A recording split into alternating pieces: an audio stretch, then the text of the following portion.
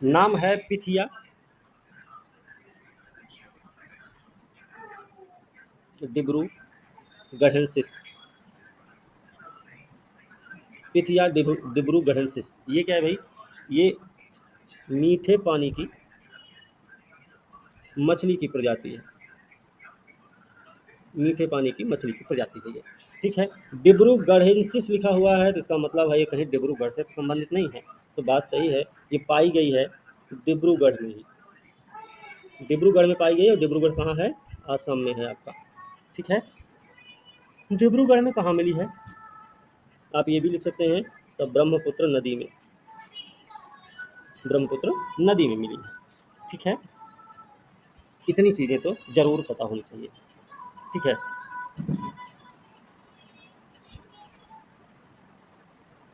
और ये जो नाम है इसका वैज्ञानिक नाम है पिथिया डिब्रू गहनसिस। ठीक है। यही वैज्ञानिक नाम भी है, वैज्ञानिक नाम है इसका ये। ठीक है। और इसका नाम क्यों पड़ा ये? क्योंकि डिब्रूगढ़ में ही खोजी गई है, इस वजह से इसका नाम ये रख दिया गया। ठीक है। अच्छा, किसने खोजा है? तो खोजा खोजा है भारतीय कृषि अनुसंधान संस्थान, भारतीय कृषि अनुसंधान परिषद की, ICAR, CIFR, CIFR ने खोजा। ठीक है। लेकिन एक चीज़ और याद रखना, इसकी टीम, इसकी गुवाहाटी टीम और बैरकपुर इकाई, बैरकपुर इकाई तथा मणिपुर विश्वविद्यालय की टीम ने खोजा है संयुक्त रूप से। ठीक है। वैज्ञानिकों की टीम रही है, इन्होंने खोजा है। इसकी विशिष्टता क्या है? इसकी विशिष्टता अगर देखेंगे तो इनके पंखों का पैटर्न। ठीक है। पंखों के पैटर्न इनके, इनका पंखों का पैटर्न है, इनका विशिष्ट रंग है, और पूंछ के पास मौजूद काला धब्बा, काला धब्बा, ये इनकी विशिष्टता है। ठीक है। काला धब्बा इनके शरीर के साथ ऊपर नीचे की ओर फैला हुआ होता है, जिससे इनकी पहचान और भी आसान होती है। जो काला धब्बा है ना, ऊपर और नीचे शरीर के फैला रहता है। ठीक है ना। बस इसमें इतनी चीज़ें याद रखनी है। अगला टॉपिक है INS निस्तार। INS निस्तार, ये क्या है? भारत का पहला डाइविंग, भारत का पहला डाइविंग सपोर्ट वेसल है ये। ठीक है। किसको दिया गया है? भारतीय नौसेना को मिला है। ठीक है। भारतीय नौसेना को मिला है ये। लॉन्च कहाँ हुआ है? लॉन्च हुआ है विशाखापत्तनम में, विशाखापत्तनम में लॉन्च हुआ है। अत्याधुनिक समुद्री बचाव जहाज है। ठीक है। एक चीज़ और याद रखना है, ये make in India, make in India और आत्मनिर्भर भारत, आत्मनिर्भर भारत की तर्ज पर आधारित है। ठीक है। स्वदेशी तकनीक से निर्मित है, इसलिए ये आत्मनिर्भर भारत और मेक इन इंडिया की दिशा में एक महत्वपूर्ण कदम भी है। ठीक है। इसको डिजाइन और निर्मित करके डाइविंग सपोर्ट वेसल, नाम याद रखना। वैसे इसको हम DVS भी बोल सकते हैं, DVS, डाइविंग सपोर्ट वेसल। ठीक है। इतनी चीज़ें पता होनी चाहिए। अब इसका निर्माण किसने किया है, ये भी इम्पोर्टेंट है। तो निर्माण किया इसका Hindustan, sorry, shipyard limited, Visakhapatnam में। ठीक है। ओके। इसकी लंबाई कितनी है? लंबाई देखेंगे तो 118 मीटर लंबा है। वजन है 10,000 टन, 10,000 टन इसका वजन है।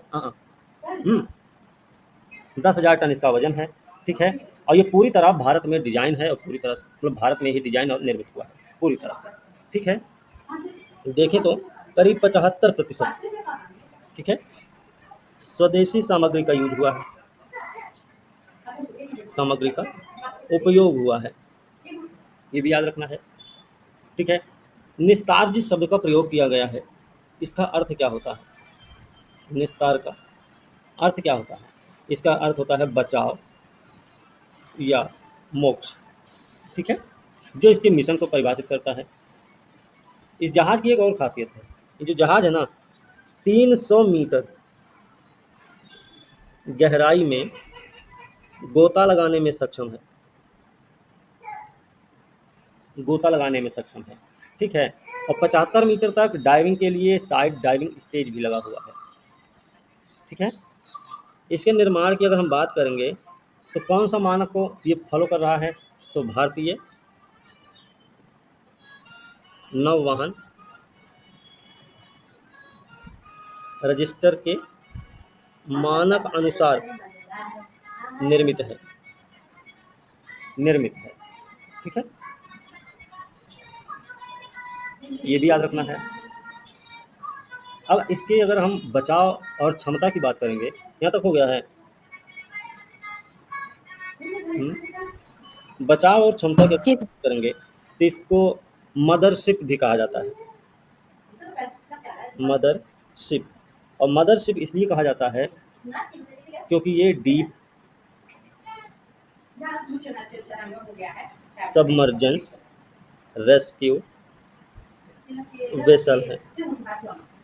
तो डीप सबमर्जेंस रेस्क्यू वेसल है, इस वजह से इसको क्या कहा जाता है? मदरशिप भी कहा जाता है। ठीक है, हो गया यहाँ तक, आगे चलें। ठीक है। Yes sir. इसमें लगा हुआ है रिमोटली ऑपरेटेड व्हीकल्स, मतलब ROVs। ठीक है। ये क्या करता है? तो 1000 मीटर की गहराई में जाकर आपात स्थिति में बचाव करेगा, बचाव कार्य में सहायता। ठीक है, इसकी वजह से है, ये आपका कथन है और ये आपका कारण है। समझ में आया? याद रखना भाई। ठीक है। तो मेक इन इंडिया आत्मनिर्भर भारत मिशन के तहत इसका निर्माण हुआ है। भारतीय नौसेना की पानी के भीतर संचालन क्षमता को बढ़ाता है और भविष्य के लिए भारत की समुद्री रक्षा तैयारी को और भी मजबूत करता है। भारत उन्हीं चुनिंदा देशों में शामिल भी हो गया है जिनके पास अत्याधुनिक गहरे समुद्र में बचाव क्षमताएं उपलब्ध हैं। ठीक है, कुछ ही देशों के पास है, तो उसमें से भारत भी है। हम बात करेंगे कोलंबिया और उज्बेकिस्तान की। कोलंबिया और उज्बेकिस्तान की चर्चा में क्यों रहे? ये सब न्यू डेवलपमेंट बैंक के सदस्य बने, अभी हाल ही में बने हैं। ठीक है, और ये कब बने हैं? 17वें ब्रिक्स से तुरंत पहले, 17वें ब्रिक्स सम्मेलन से ठीक पहले बने। सम्मेलन के दौरान नहीं बने हैं, आपको ये याद रखना होगा। ठीक है, सम्मेलन के दौरान नहीं, सम्मेलन के बाद भी नहीं, सम्मेलन से पहले ही बने। ठीक, याद रखना। अब कितनी संख्या हो गई? अब हो गई सदस्य संख्या इसकी 11, है ना? अब 11 सदस्य हो गए टोटल इन दोनों के बनने के बाद। ठीक है। हाँ, एक चीज़ लेकिन और याद रखना, ये जो सदस्य बने हैं, ये 10वीं निदेशक मंडल की बैठक के बाद की घोषणा हुई थी। ठीक है, उद्देश्य है उभरते देशों में विकास और प्रगति को बढ़ावा देना।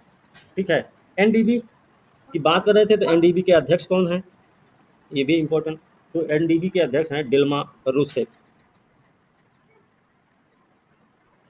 डिल्मा रूसेफ इसके अध्यक्ष हैं। ठीक है, याद रखना। इन्होंने बताया है कि बैंक जो है ना, भविष्य में वैश्विक दक्षिण के देशों को चौथी औद्योगिक क्रांति से जुड़े डिजिटल बदलाव और नई तकनीकों से निपटने में मदद करेगा। ठीक है। न्यू डेवलपमेंट बैंक के बारे में देखें कि बैंक कैसा है, तो ये एक बहुपक्षीय विकास बैंक है। बहुपक्षीय विकास बैंक है, ये याद रखना चाहिए। स्थापना इसकी कब हुई है, किसके द्वारा हुई है, तो स्थापना हुई 2014 में। 2014 किसके द्वारा हुई,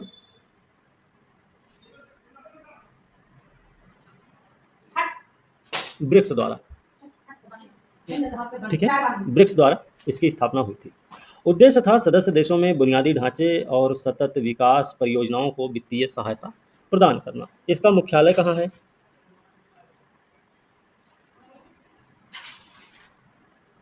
इसका मुख्यालय शंघाई में है। शंघाई कहाँ है, तो चीन में है। ठीक है। उद्देश्य है इसका, इस बैंक का उद्देश्य था विकासशील और उभरती अर्थव्यवस्था में बुनियादी ढांचे को मजबूत करना, सतत विकास लक्ष्य को बढ़ावा देना, वैकल्पिक वित्तीय संस्थान के रूप में काम करना, जैसे विश्व बैंक काम करता है, IMF काम करता है, बिल्कुल उसी तर्ज पर काम करना। ठीक है, इसका उद्देश्य है।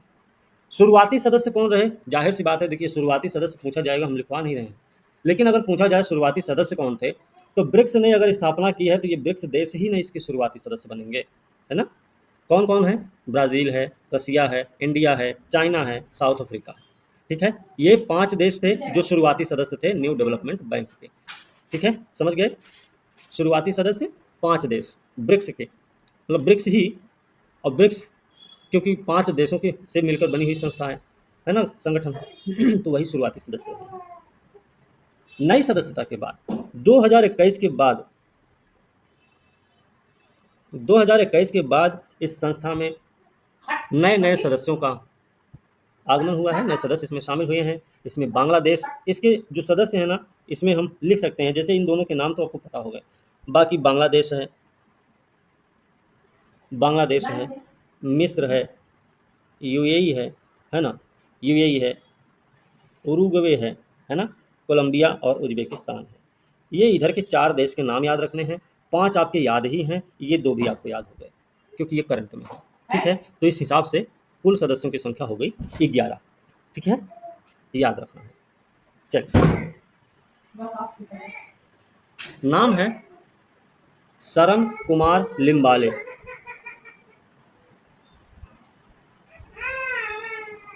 टॉपिक है सरन कुमार लिम्बाले। चर्चा में क्यों रहे, वैसे इनके बारे में याद रखिए, ये मराठी लेखक हैं, मराठी लेखक हैं और आलोचक भी हैं, मराठी लेखक और आलोचक हैं। चर्चा में रहे, इन्होंने चिंता रविंद्रन पुरस्कार 2025 जीता है। ठीक है, इनको चुना गया है इसके लिए। इसमें नकद पुरस्कार मिलता है, एक स्मृति चिन्ह मिलता है और एक प्रशस्ति पत्र भी दिया जाता है। ठीक है, ये याद रखना। कहाँ पर ये पुरस्कार मिला इनको, 26 जुलाई को मिला है, 26 जुलाई को आज मिलेगा, कोझिकोड में मिलेगा, KP केशव मेनन हॉल में दिया जाएगा। ठीक है, और चिंता रविंद्रन की स्मृति में एक कार्यक्रम का आयोजन होगा, फिर वो आपको दिया जाएगा।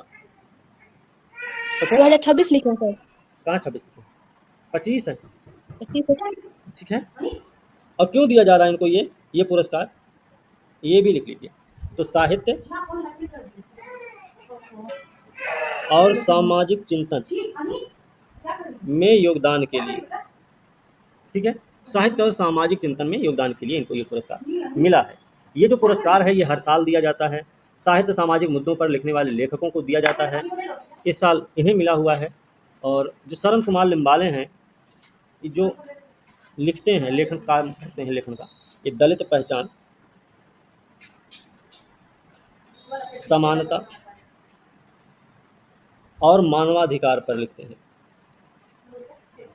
मानवाधिकार पर लिखते हैं ये। ठीक है, इसमें 50,000 रुपये नकद मिलते हैं, एक स्मृति चिन्ह दिया जाता है और एक प्रशस्ति पत्र भी मिलता है। ठीक है, याद रखना इतना। ठीक है, इनकी रचनाएं जो हैं समाज में असमानता को उजागर करती हैं और ऐसी आवाज़ों को सम्मान देता है आपका चिंता रविंद्रन पुरस्कार। ये पुरस्कार उन्हें दिया जाता है जो समानता मानव गरिमा के लिए लिखते हैं, और ये पुरस्कार साहसी और सच बोलने वाले लेखकों को प्रोत्साहित करता है। ठीक है। सहेली कार्ड अगला टॉपिक है।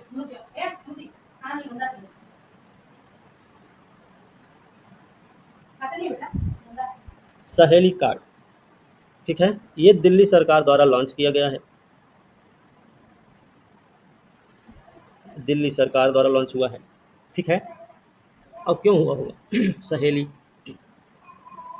लिख लीजिएगा। महिला सशक्तिकरण, महिला सशक्तिकरण, सार्वजनिक परिवहन को सुरक्षित, सॉरी,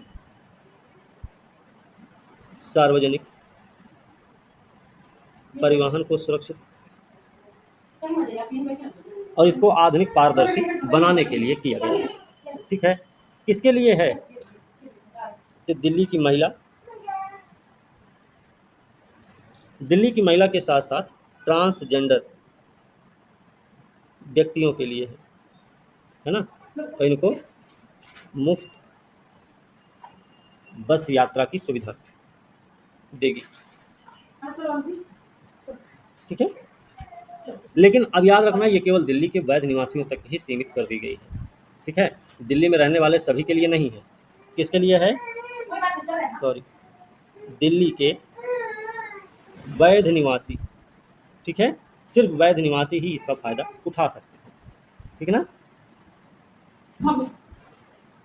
दिल्ली परिवहन निगम के द्वारा गुलाबी टिकट योजना को बंद कर दिया गया और सहेली स्मार्ट कार्ड की शुरुआत हुई है। किसी को बंद किया गया तो कोई शुरू हुआ है। बंद किया गया किसको? किसके जगह पर आया है?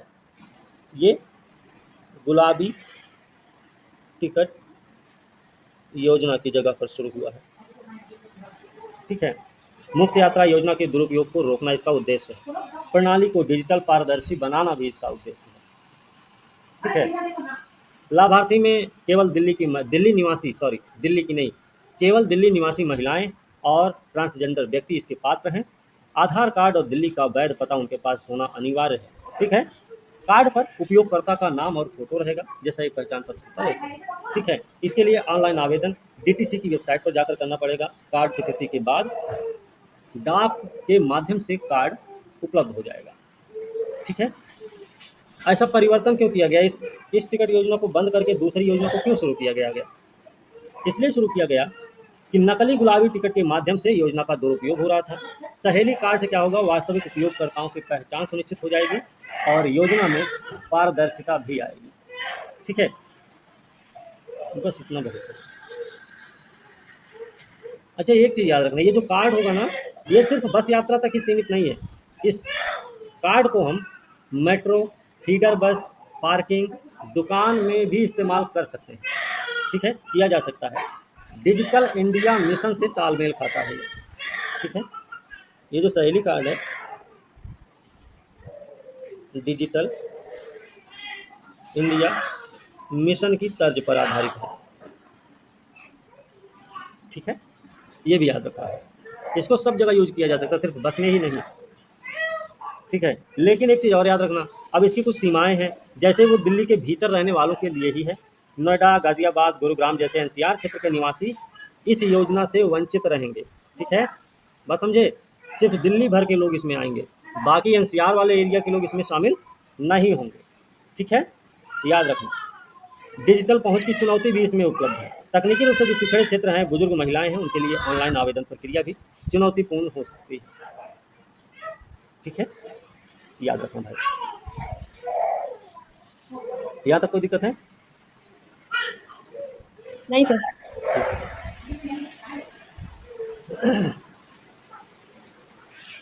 अगला टॉपिक है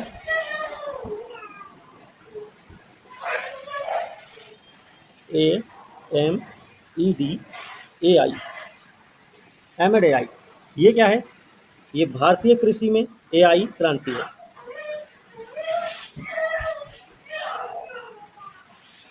भारतीय कृषि में AI क्रांति है। ठीक है। ये ध्यान रखना। किसने शुरुआत की है? शुरू किया है गूगल ने। किसके लिए शुरू किया है? भारतीय कृषि को सशक्त करने के लिए। भारतीय कृषि को सशक्त करने के लिए। ठीक है, ये भी याद रखना है। अच्छा, हमने आपको अभी तलाश कार्यक्रम के बारे में भी बताया था, है ना? याद है किसी को हाँ सर। इसके बारे में? तलाश कार्यक्रम नहीं बताए थे हैं? केंद्रीय जनजातीय कार्य मंत्रालय, राष्ट्रीय आदिवासी आत्म शिक्षा सोसाइटी, है ना? याद आ गया? एकलव्य आवासीय विद्यालय, है ना? यूनिसेफ, याद है? चलो, याद वाद रखो, ऐसे हम पूछते रहते हैं, बताएंगे। ठीक है, इसका पूरा नाम क्या है? इसका पूरा नाम है agriculture monitoring monitoring and event detection event detection. ठीक है, एपीआई क्या है? अच्छा, ये जो एआई लिखे थे ना, ये एपीआई है, सॉरी। एपीआई का मतलब है एप्लीकेशन प्रोग्रामिंग इंटरफेस। ठीक है, एआई संचालित है, एआई संचालित डिजिटल टूल है, पूरे भारत में खेत और फसल की वास्तविक समय निगरानी करता है। ठीक है, क्या करता है? पूरे भारत में खेत और फसल की वास्तविक समय निगरानी करता है, निगरानी करता है। ठीक है, एक कृषि परिदृश्य समझ एपीआई का उन्नत संस्करण है। ये भी लिखी लो, कृषि परिदृश्य समझ एपीआई का उन्नत संस्करण है, उन्नत संस्करण है। इसका विकास किसने किया है? विकास आप लिख लीजिए, तो गूगल, डीप माइंड और गूगल पार्टनरशिप्स इनोवेशन टीम, ठीक है ना? इन दोनों ने मिलकर इसको तैयार किया है। उपलब्धता के बारे में देखें तो ये एक ओपन सोर्स टूल है। ठीक है, ओपन सोर्स टूल है, ये याद रखना है।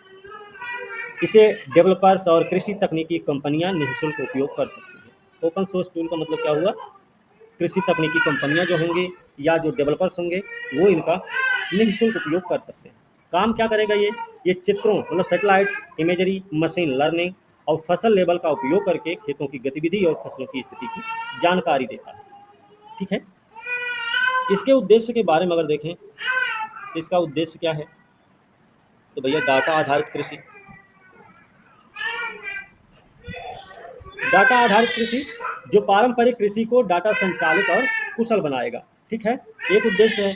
दूसरा उद्देश्य है उत्पादकता बढ़ाना, उत्पादकता बढ़ाना। ठीक है, फसलों की निगरानी करेगा, फसलों का प्रबंधन करेगा, इसकी वजह से किसानों की उत्पादकता में वृद्धि होगी। अगर किसानों की उत्पादकता में वृद्धि होगी तो उसके इनकम में भी वृद्धि होगी, है ना? ये जलवायु जोखिम से बचाव भी करेगा, जलवायु जोखिम से बचाव करेगा। ठीक है, जलवायु परिवर्तन के जो प्रभाव हैं उनसे निपटने के लिए लचीले समाधान प्रदान करेगा। जलवायु जोखिम कौन से हैं? बाढ़ और सूखा। ठीक है, याद रखना। इसके अलावा किसानों का सशक्तिकरण, ये किसानों के सशक्तिकरण से भी संबंधित है, सशक्तिकरण से भी संबंधित है। ठीक है, किसानों का सशक्तिकरण लघु और सीमांत किसानों को सटीक जानकारी देकर उनकी निर्णय लेने की क्षमता को बढ़ाएगा। ठीक है, इतनी चीजें हमें इसके बारे में पता होनी चाहिए। ठीक है, फसल जानकारी, खेत का आकार, बुआई और कटाई की तारीख,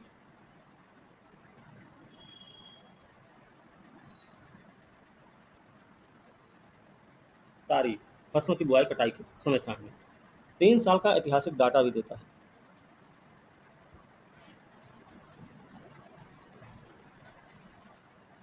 ये भी इसकी विशेषता में आता है।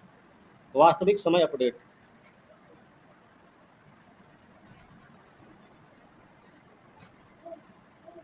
हर 2 सप्ताह में खेत की स्थिति और गतिविधि पर ताज़ा जानकारी देगा।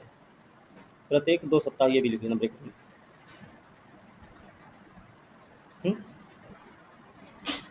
एग्रीटेक का समर्थन करता है।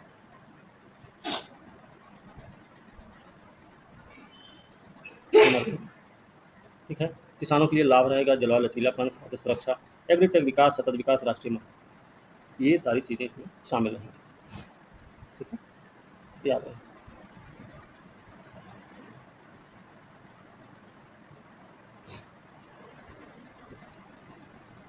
अगला टॉपिक है छात्रों को 6,000 का वार्षिक भत्ता।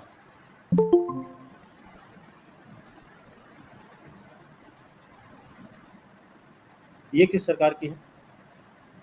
तो ये उत्तर प्रदेश सरकार की योजना है।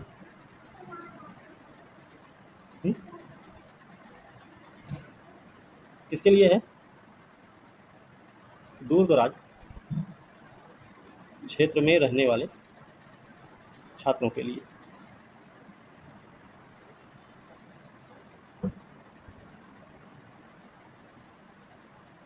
ठीक,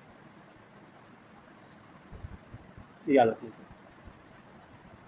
और ये खास करके है ग्रामीण और आदिवासी।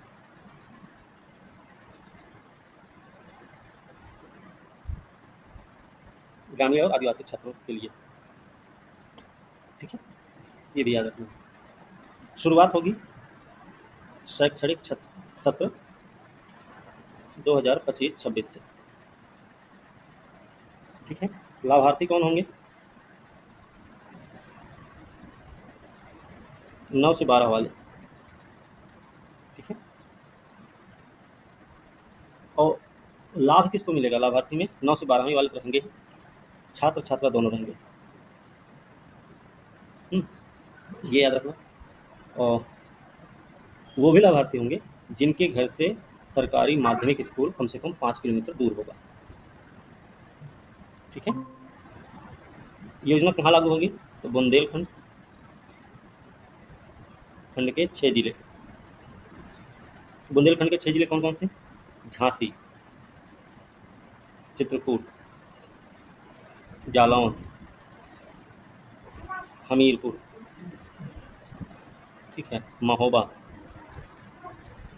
और बांदा। ठीक है, फिर पूर्वांचल के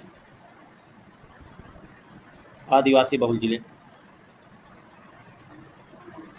इसमें कौन कौन से जिले आएंगे? इसमें एक जिला आएगा अपना सोनभद्र। ठीक है, 6,000 सबको मिलेगी। और इसकी पहली किस्त आएगी 5 सितंबर 2025, पहली किस्त आ जाएगी। ठीक है, विशेष क्या है इसमें? विशेष है प्रधानमंत्री स्कूल विकास योजना के तहत चयनित 146 सरकारी स्कूलों की लगभग 4,000 छात्राएं पात्र होंगी। ठीक है, और इसका जो उद्देश्य है ना, महिला शिक्षा को सशक्त करना,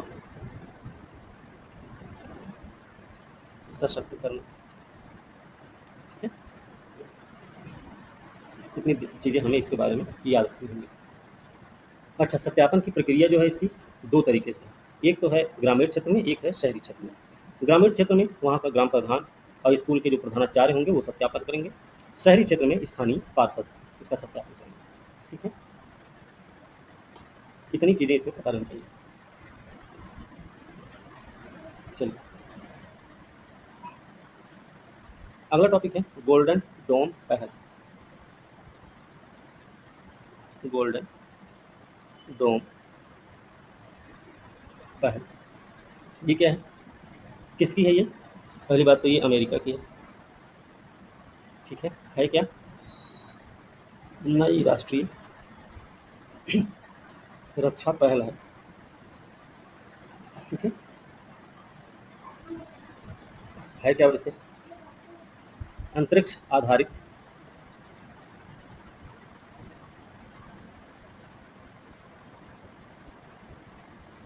मिसाइल सुरक्षा तंत्र है।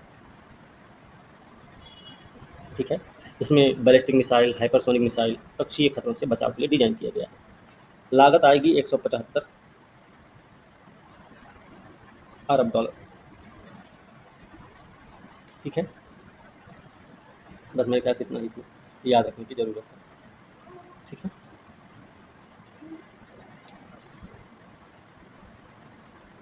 चलिए, अगला टॉपिक होगा गणेश उत्सव। इसे महाराष्ट्र में राज्य उत्सव का दर्जा मिला। ठीक है, इसलिए ये चर्चा में रहा है। ठीक है। और महाराष्ट्र विधानसभा में राज्य के सांस्कृतिक मामलों के मंत्री आशीष शेलार ने इसकी घोषणा की है। निर्णय हुआ महाराष्ट्र की सांस्कृतिक पहचान को राष्ट्रीय मंच पर प्रतिष्ठित करने की दिशा में एक महत्वपूर्ण पहल के रूप में। ठीक है। गणेश उत्सव आयोजन के लिए अब क्या होगा, आर्थिक सहायता और प्रोत्साहन भी दिया जाएगा।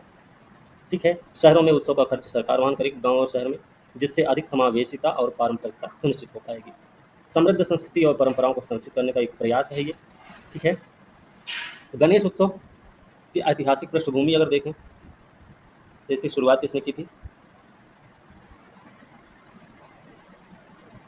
एक नाम है, नाम याद रखना, लोकमान्य तिलक द्वारा शुरू किया गया था, है ना? कब किया गया था? 1893 में। ठीक है। गणेश उत्सव की नींव रखी गई थी। इसका उद्देश्य क्या था उस समय? उद्देश्य था ब्रिटिश शासन के खिलाफ जन जागरण और एकता की भावना का संचार करना। भावना का संचार करना। हो गया? तो थोड़ा सा नीचे कीजिए। हम्म,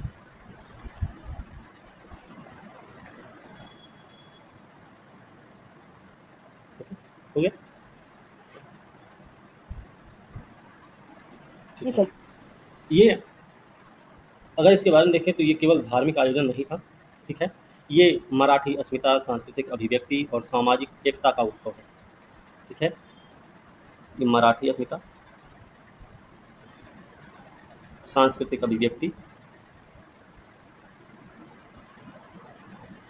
और सामाजिक एकता का उत्सव है। सामाजिक एकता का उत्सव है। इससे सुनिश्चित किया जाएगा कि त्यौहार केवल आस्थावान कार्यक्रम नहीं रहकर सामाजिक और रचनात्मक चेतना का केंद्र भी बने।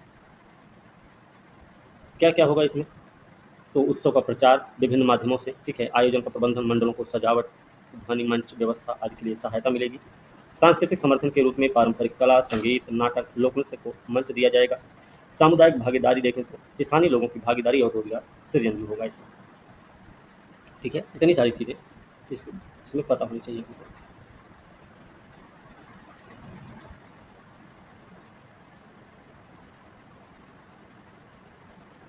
ई ट्रक, ई ट्रक के लिए प्रोत्साहन योजना, प्रोत्साहन योजना भारत सरकार की पहल है।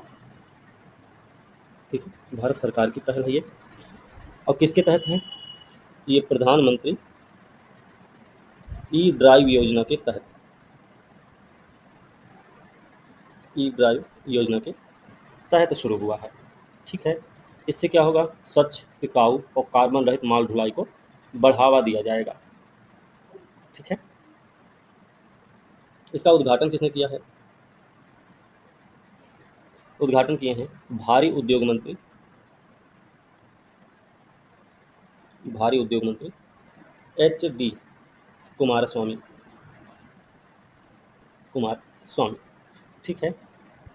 इसमें 5600 इलेक्ट्रिक ट्रक की तैनाती को प्रोत्साहन दिया गया। स्वदेशी निर्माण को बढ़ावा, रसद लागत और कार्बन उत्सर्जन को कम करने की दिशा में कदम है। ठीक है।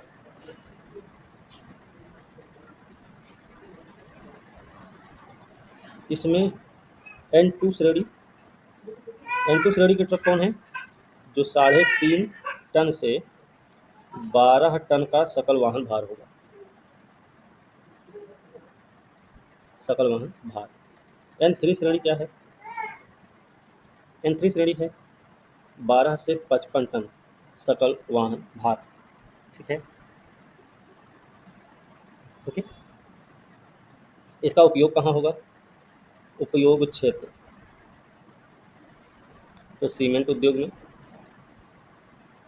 ठीक है, बंदरगाह, इस्पात संयंत्र और लॉजिस्टिक सेक्टर। लॉजिस्टिक सेक्टर, ठीक है। इनकी हम शर्त देखें, शर्त क्या है? शर्त है कि 5 वर्ष या 5 लाख किलोमीटर, ठीक है, 5 वर्ष या 5 लाख किलोमीटर की बैटरी वारंटी होगी इसकी, ठीक है, बैटरी वारंटी होगी। दूसरी चीज़ क्या है इसमें? पुराने प्रदूषणकारी ट्रकों का स्क्रैपिंग अनिवार्य है। स्क्रैपिंग अनिवार्य है, ठीक है। इतनी चीज़ें हमें याद रखनी है उसके बारे में, ठीक है। और सरकार की जैसे योजना भी है 2070 तक नेट जीरो कार्बन उत्सर्जन को प्राप्त करना है ना, और ये वाहन क्षेत्र से होने वाले कुल ग्रीन हाउस गैस उत्सर्जन को कम करने में भी सहायक हो, ठीक है। अगला टॉपिक है बैटरी पासपोर्ट प्रणाली। ये क्या है?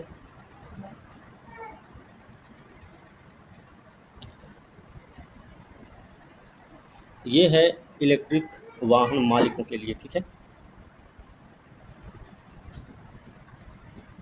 वाहन मालिकों के लिए।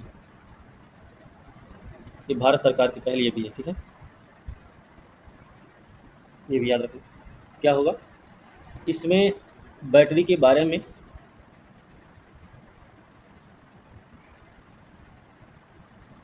विस्तृत डिजिटल जानकारी उपलब्ध होगी, ठीक है।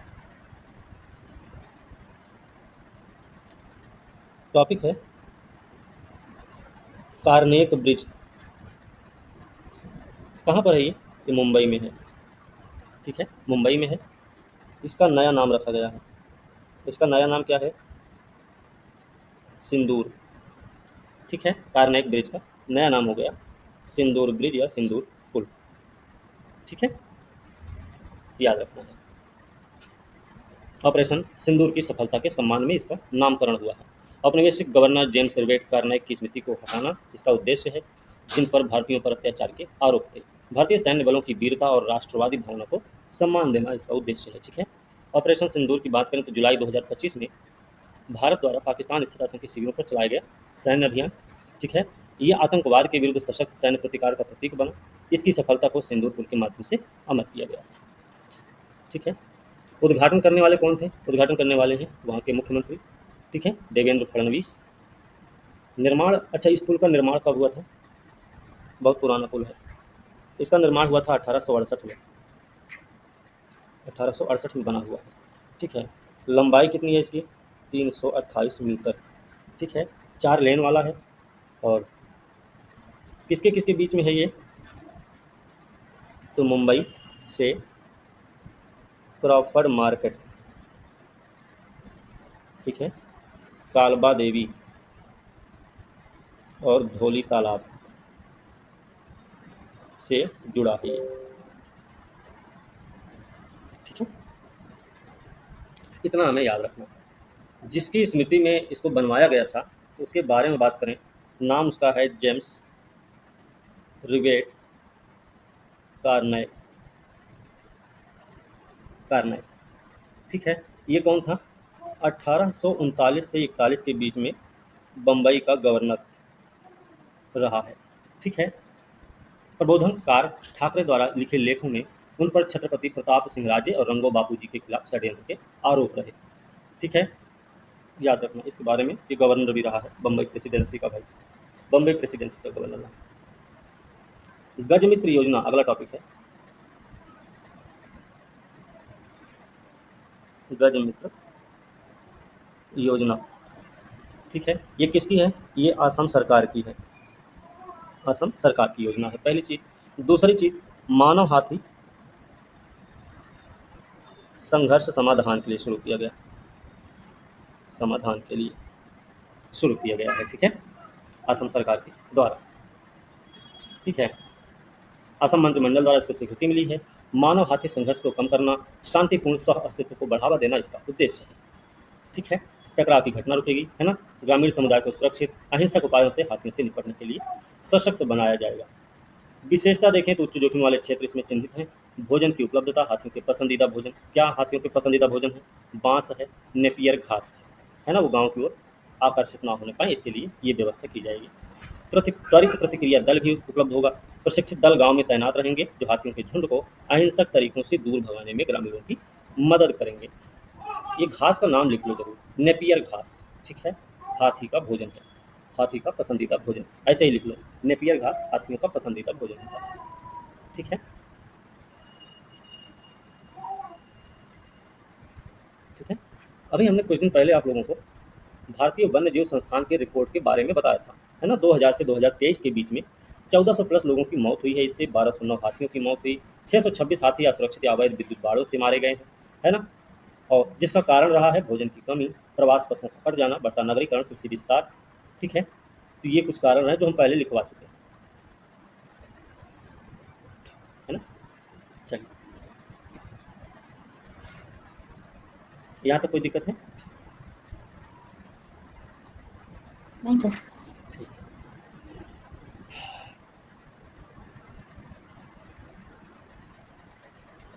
पर्यावरणीय टॉपिक है, कैसा है ये? पर्यावरणीय पुनरुत्थान क्षमता क्या होती है? इकोलॉजिकल रेजिलियंस,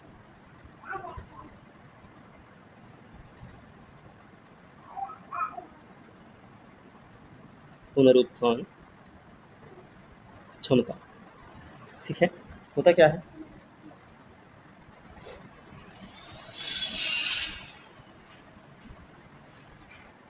इसके बारे में लिख लीजिएगा, ऐसे पॉइंट पॉइंट करके लिखिएगा, ठीक है। ऐसी क्षमता, पर्यावरणीय मतलब पारिस्थितिकी तंत्र की क्षमता से संबंधित होगा, है ना। ऐसी क्षमता जो किसी व्यवधान, प्राकृतिक हो या मानव निर्मित कोई भी व्यवधान से उत्पन्न क्षति को, क्षति को अवशोषित करते हुए, अवशोषित करते हुए अपनी मूल संरचना, अपनी मूल संरचना, कार्य, पहचान और प्रतिक्रिया प्रणाली को बनाए रखती है, प्रतिक्रिया प्रणाली को बनाए रखती है।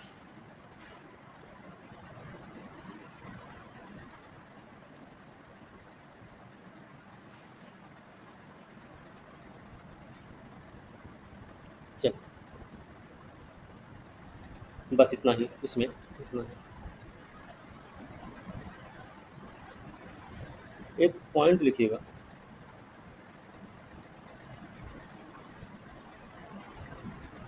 1835 फतह अल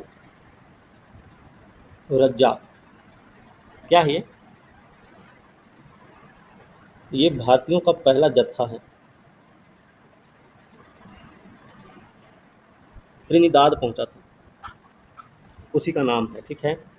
इस दिन को हम क्या मनाते हैं? इंडियन अराइवल डे के रूप में मनाते हैं, ठीक है। ये कब मनाया जाता है? 30 मई को मनाया जाता है, ठीक है। भारत के और त्रिनिदाद टोबैगो की जो संबंध की नींव है वो 1845 में रखी गई, 45, सॉरी ये 45 है, याद रखना, ठीक है। 2025 में क्या हुआ? 2025 में इसका 180वां, है ना, 180वीं वर्षगांठ मनाई गई, ठीक है। इतना याद रखना है। वैसे हमारे जो भारत और त्रिनिदाद के संबंध हैं, औपचारिक संबंध 1962 में शुरू हुए, ठीक है। एक चीज़ और लिख सकते हैं, 1997। मौका है गणतंत्र दिवस का। इसमें कौन शामिल थे? त्रिनिदाद के प्रधानमंत्री। ठीक है, नाम था इनका बांसदेव पांडे। एक प्रधानमंत्री थे, वो यहाँ गणतंत्र दिवस में मुख्य अतिथि के रूप में शामिल हुए थे, और ये पहली राजकीय यात्रा भी रही है इनकी। ठीक है, ये ध्यान रखना, ऐसे ही पॉइंट लिखना था बस। चलिए, सर जत्था मीन्स क्या होता है? जत्था मतलब दल। दल। हाँ, ठीक है, चलो।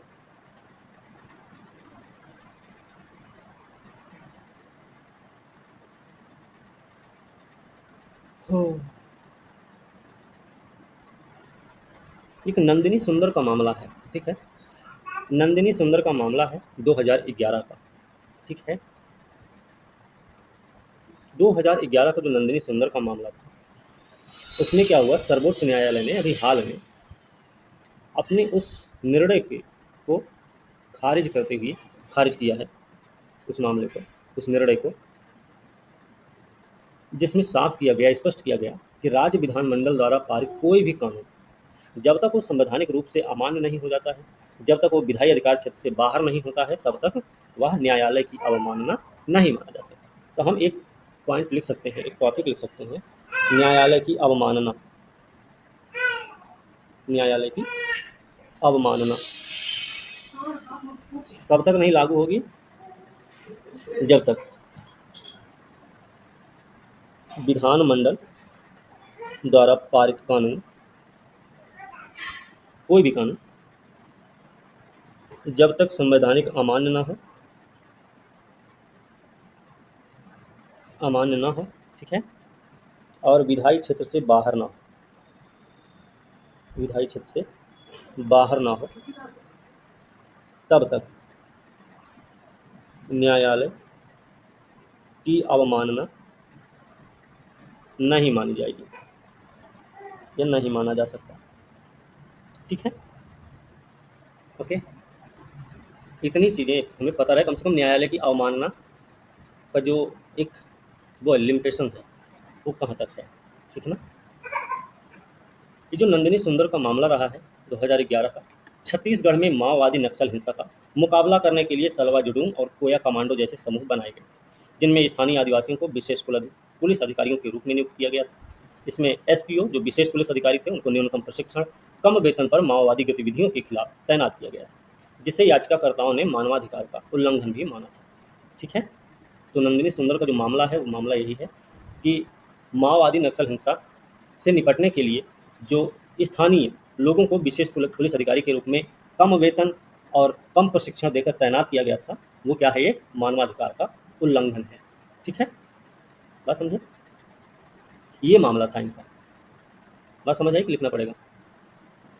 नंदिनी सुंदर का मामला है कि छत्तीसगढ़ में, राज्य भी याद रखो, छत्तीसगढ़ में माओवादी नक्सल हिंसा का मुकाबला करने के लिए जो विशेष पुलिस अधिकारियों की तैनाती की गई, उनका कम प्रशिक्षण, उन्हें दिया जाने वाला जो कम वेतन भत्ता है, वो मानवाधिकार का उल्लंघन है, इनका कहना।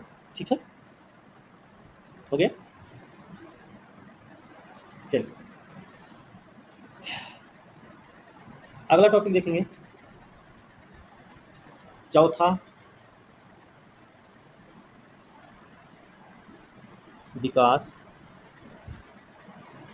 वित्त पोषण अंतर्राष्ट्रीय सम्मेलन। ठीक है,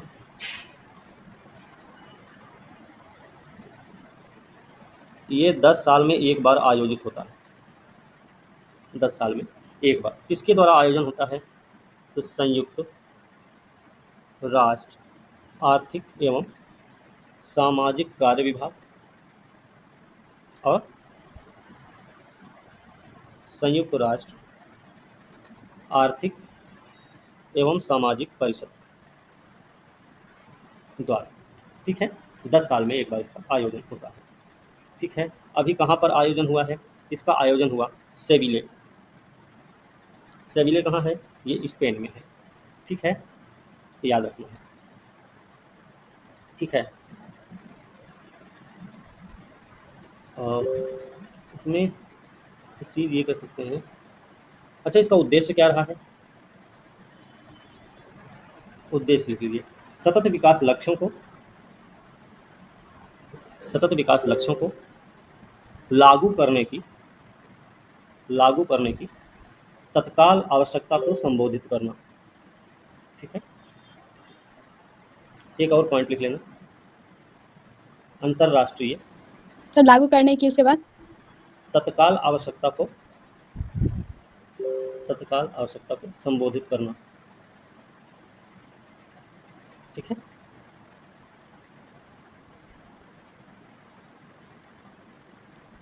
दूसरा पॉइंट लिखिएगा, अंतरराष्ट्रीय वित्तीय संरचना में सुधार का समर्थन करना।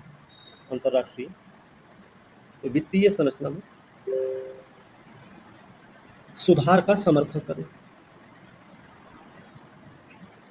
ठीक है, अच्छा अभी तो ये चौथा संस्करण है, तो पहला दूसरा तीसरा कहाँ हुआ है? तो इसका पहला दूसरा तीसरा भी लिख लो। तो पहला हुआ है मॉन्टेरे। ठीक है, दूसरा हुआ है दोहा। ठीक है, और तीसरा हुआ है आदिस सर आवाज कट रही है। अबाबा। ये चौथा संस्करण है ना, तो पिछले तीन संस्करण सर कहाँ स्क्रीन पर नहीं थे? दिख रही है। सर पिछले स्क्रीन नहीं दिख रही है। आप देखिए, हो गया। ठीक है, तो ये तीन संस्करण हुए हैं यहाँ पे। ठीक है, चलिए, भारत की तरफ से भारत लिख लीजिएगा। भारत का नेतृत्व किसने किया? तो केंद्रीय वित्त मंत्री निर्मला सीतारमण। ठीक है, इनके द्वारा संबोधित किया गया। ठीक है, अगला जो टॉपिक है, बिहार मुख्यमंत्री प्रतिज्ञा योजना। ठीक है, ये आप हेडिंग डाल लीजिए, कल करेंगे इसे। ठीक है, बिहार मुख्यमंत्री प्रतिज्ञा योजना।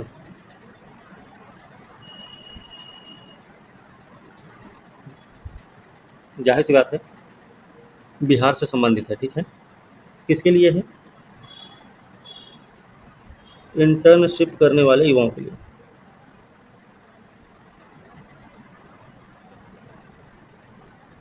ठीक है, इसमें क्या होगा? वित्तीय सहायता दी जाएगी।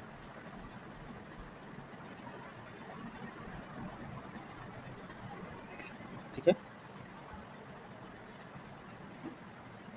किस क्लास के बाद? 12वीं के 12वीं उत्तीर्ण करने के बाद। ठीक है, उद्देश्य क्या है इसका? युवा बेरोजगारी की समस्या का समाधान करना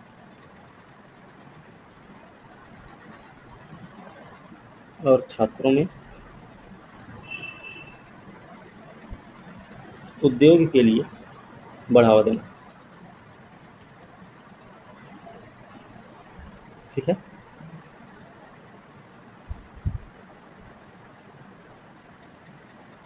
एक समिति बनाई गई है, अध्यक्ष होंगे इसके विकास आयुक्त। ठीक है, और इतना वो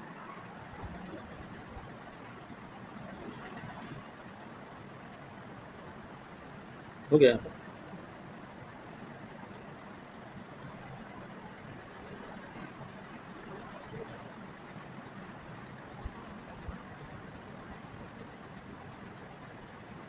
अन्य में कौन होंगे? उद्योग जगत के सदस्य।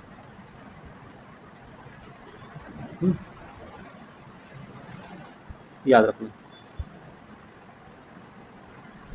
पात्र की बात करें तो 18 से 28 वर्ष के युवा इसके पात्र होंगे। ठीक है, वो भी कौन, जो कौशल विकास कार्यक्रम के तहत, विकास कार्यक्रम के तहत प्रशिक्षण प्राप्त होंगे। ठीक है।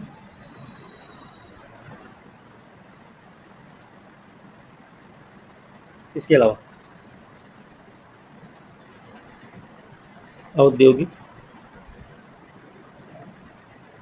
प्रशिक्षण संस्थान से 12वीं, डिप्लोमा,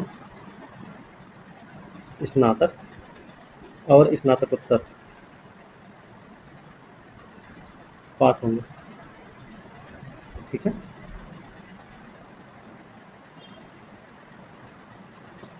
उन्हीं लोगों को प्रशिक्षण दिया जाएगा।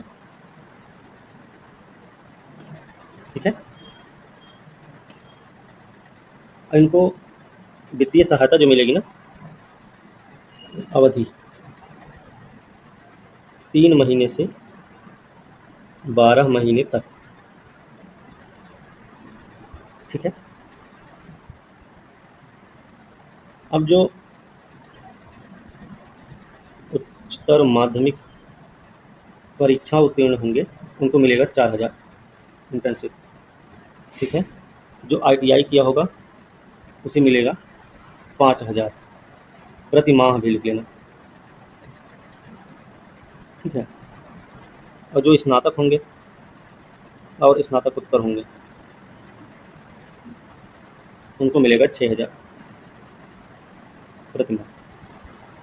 ठीक है। एक और है, जो अपने ज़िले से बाहर जाएंगे, गृह जिला से बाहर के लिए 2000 अतिरिक्त प्रति माह मिलेगा। ठीक है। कितनी चीज़ें इसमें याद रखने के लिए। ठीक है। ओके। और ये उपलब्ध रहेगी 3 माह तक। तो ये उनके सीधे बैंक अकाउंट में जाएगा। ठीक है। जैसे छात्रवृत्ति आती है, स्कॉलरशिप आती है, वैसे।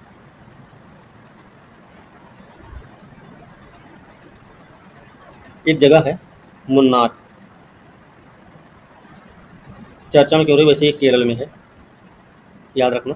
ये चर्चा में इसलिए रही है, उत्तरदायी पर्यटन गंतव्य के ब्रांड रूप में अभियान चला रही है। ठीक है। याद रखना। और लक्ष्य इसका क्या है, 2025 दिसंबर 2025 तक उत्तरदायी एवं लचीला पर्यटन स्थल घोषित करना। ठीक है।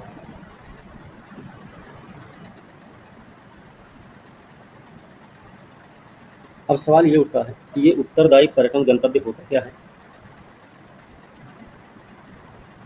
इतना हो गया, इतना हो गया है। ठीक है। तो उत्तरदायी पर्यटन गंतव्य क्या होता है इसके बारे में भी लिख लीजिए। एक ऐसा स्थान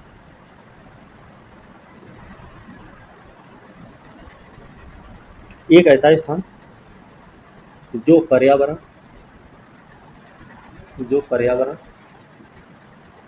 स्थानीय समुदाय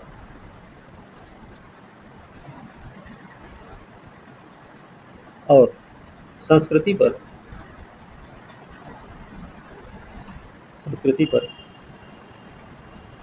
पर्यटन के नकारात्मक प्रभावों को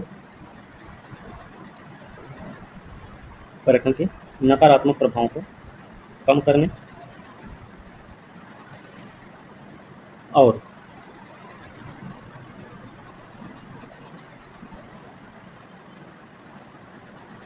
सकारात्मक प्रभावों को अधिकतम करने के लिए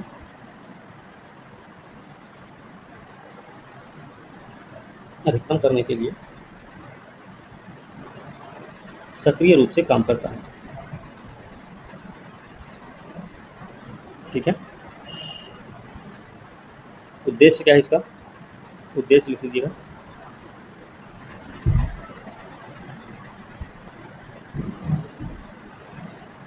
ऐसा अनुभव सृजित करना,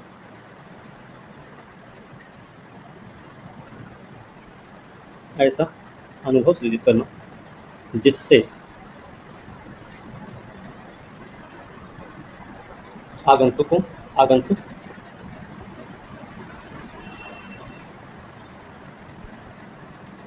और गंतव्य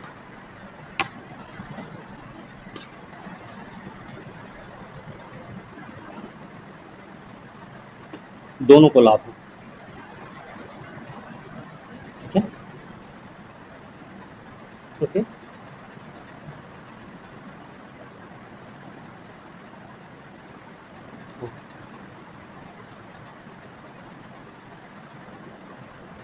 विशेषता लिख लीजिएगा।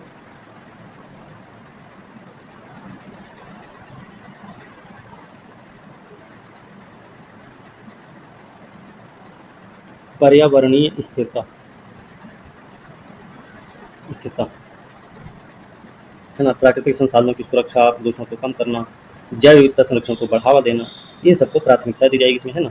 अपशिष्ट प्रबंधन, जल संरक्षण और नवीकरणीय ऊर्जा उपयोग जैसी पहल इसमें शामिल होगी। ठीक है, इसके अलावा सामाजिक एवं सांस्कृतिक उत्तरदायित्व,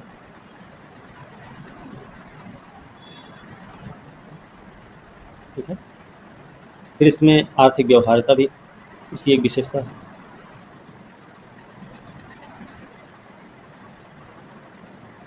फिर सामुदायिक सहभागिता भी इसकी एक विशेषता है। ठीक है,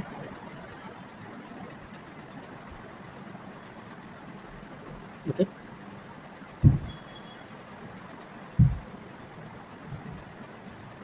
याद रखो इतनी चीज़ें। और ये पड़ेगा कहाँ पे, ये मान लीजिए ये भारत का मैप है। ठीक है, ये आपका पड़ता है केरल, है ना, और केरल में ये आपका पड़ेगा इस वाले क्षेत्र में। ठीक है, समझ गए, इस वाले क्षेत्र में है ये, इस स्थल आपका।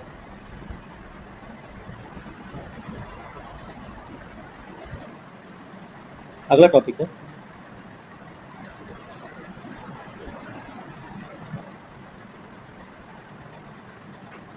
हरि कृष्णन ए राव।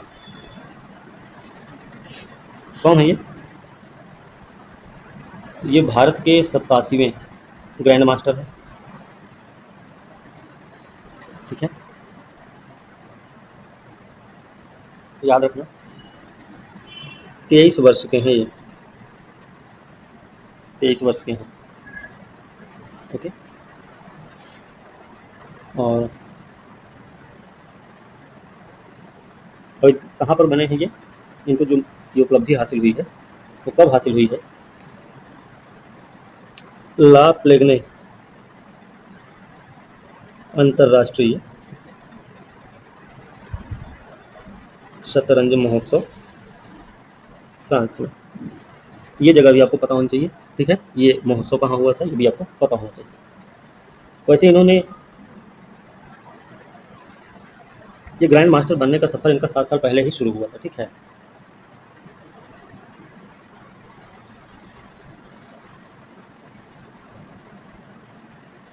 ठीक है, बस इतना ही इसमें याद रखना है। इनके कोच का क्या नाम है, कोच का नाम है श्याम सुंदर। ठीक है,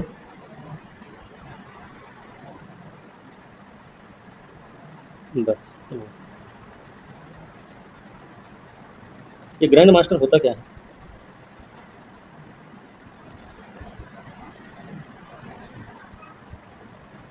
ये शतरंज की दुनिया का सबसे ऊंचा व प्रतिष्ठित खिताब है। ठीक है। किसके द्वारा दिया जाता है ये? अंतरराष्ट्रीय शतरंज महासंघ द्वारा दिया जाता है। ठीक है, याद रखना।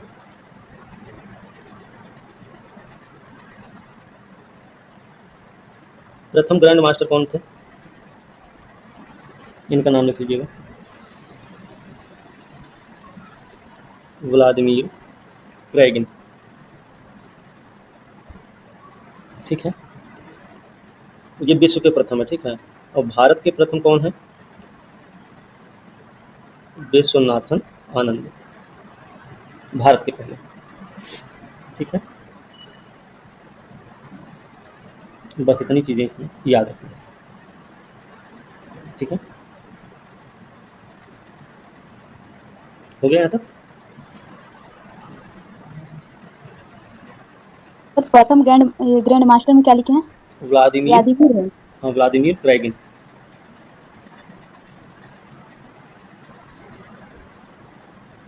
हो गया भाई?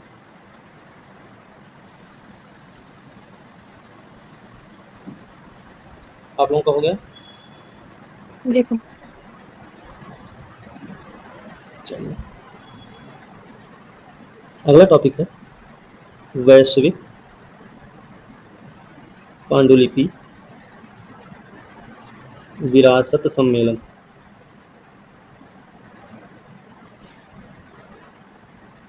ये कहाँ पर आयोजित हो रहा है? भारत में पहली बार हो रहा है। ठीक है, जगह कौन सी है? डेट लिख सकते हैं 11 से 13 सितंबर 2025। जगह है नई दिल्ली, है ना, नई दिल्ली शहर है, और जगह का नाम है भारत मंडपम। ठीक है, इसका विषय क्या होगा? विषय लिख सकते हैं पांडुलिपि विरासत के माध्यम से, विरासत के माध्यम से भारत की ज्ञान परंपरा को पुनः प्राप्त करना, पुनः प्राप्त करना। ठीक है, याद रखना।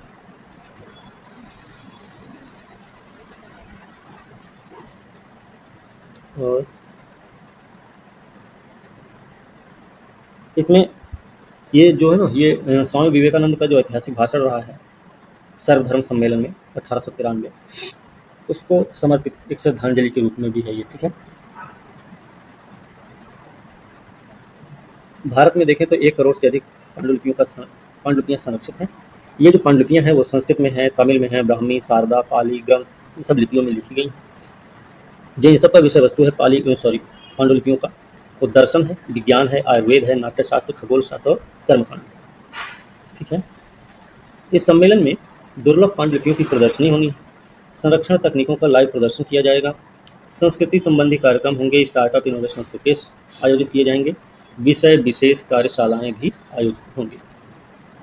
ठीक है, इतनी चीज़ें याद रखनी है।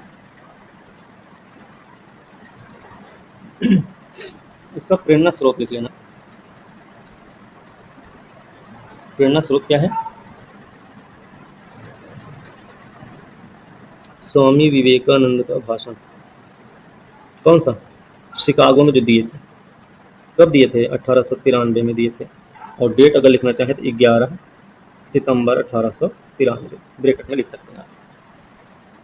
ठीक है, इसका कौन सा वर्षगांठ है? तो 132वीं वर्षगांठ है ये। ठीक है, याद रखें। अगला टॉपिक है अस्त्र। ठीक है, अस्त्र जो है एयर टू एयर मिसाइल है, एयर टू एयर मिसाइल है। ठीक है, स्वदेशी है। ठीक है, और बियॉन्ड विजुअल रेंज वाली भी है। ठीक है, इसका परीक्षण हुआ है अभी, कहाँ पर हुआ है, सॉरी, ओडिशा के तट पर। किसने किया है, तो डीआरडीओ और भारतीय वायुसेना ने, डीआरडीओ और भारतीय वायुसेना द्वारा इसका परीक्षण हुआ है। ठीक है, इसको बनाया किसने, विकास किसने किया है, तो डीआरडीओ ने इसका विकास किया है, इसको बनाया है। ठीक है, क्षमता क्या है इसकी, क्षमता है 100 से 110 किलोमीटर। ठीक है, इसमें मार्गदर्शन प्रणाली कौन सी है, तो स्वदेशी रेडियो फ्रीक्वेंसी। ठीक है, किससे लॉन्च किया गया, तो इसका लॉन्च करने का जो प्लेटफॉर्म है वो है सुखोई 30 MKI। ठीक है, मिराज 2000, मिराज 2000 और तेजस, इनसे ये लॉन्च हुआ। यहाँ फ्रीक्वेंसी के बाद ना सीकर लिख लीजिएगा। सीकर का काम क्या है, सीकर ना मिसाइल को लक्ष्य की दिशा में निर्देशित करता है, निर्देशित करता है, लक्ष्य की स्थिति पर नज़र रखता है, उसको लॉक करता है ना, याद रखना। अगर भारत की कुछ एयर टू एयर मिसाइल है, हम A2A लिख रहे हैं, ठीक है, air to air missile Bharat की कौन कौन सी है, एक तो अस्त्र हो गई, है ना, दूसरी है R-73। ठीक है, ये रूसी मिसाइल है, शॉर्ट रेंज की मिसाइल है। ठीक है, 30 किलोमीटर की मारक क्षमता इसकी है। और है R-77, ये भी रूसी है लेकिन ये लंबी रेंज वाली है, इसकी है 80 से 100 किलोमीटर मारक क्षमता। फिर एक है मीका, MICA, मीका है, ये फ्रांसीसी मिसाइल है, फ्रांसीसी मिसाइल है, ये मिराज 2000 में इस्तेमाल होती है, मिराज 2000 में इसका उपयोग होता है, मीका का। एक और है पाइथन 5, ये किसकी है, तो इजरायली शॉर्ट रेंज मिसाइल है ये। ठीक है, ये तेजस पर लगाई गई है। ठीक है, इतनी चीज़ें हमें याद रखनी है। ठीक है,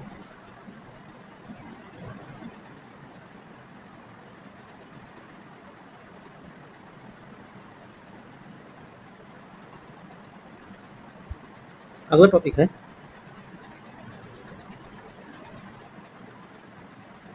मराठा सैन्य परिदृश्य। ठीक है, सर माइका के नीचे क्या लिखे हैं? पाइथन।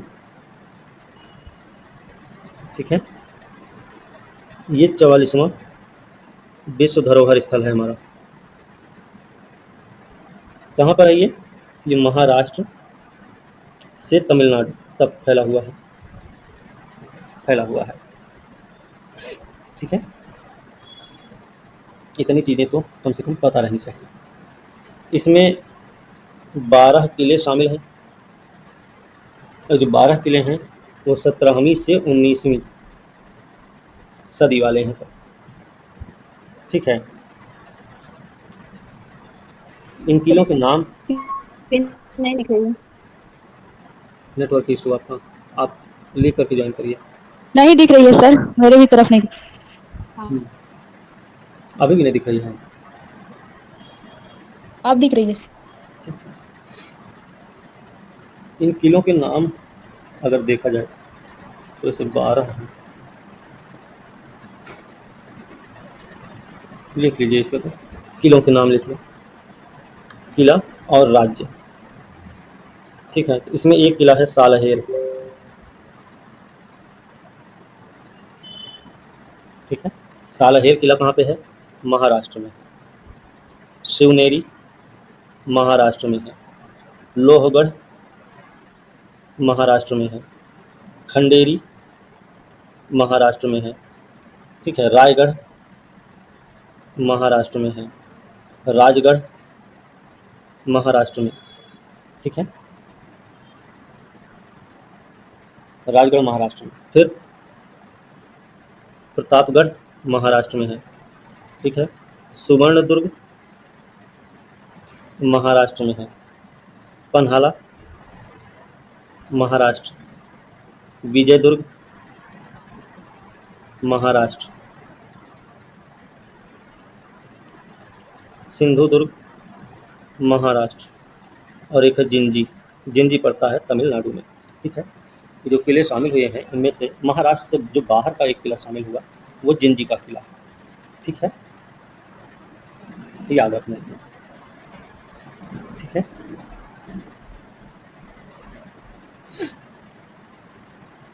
अच्छा, एक चीज़ और लिख लीजिएगा। शिवाजी महाराज की सैन्य नीति गनिमी कावा।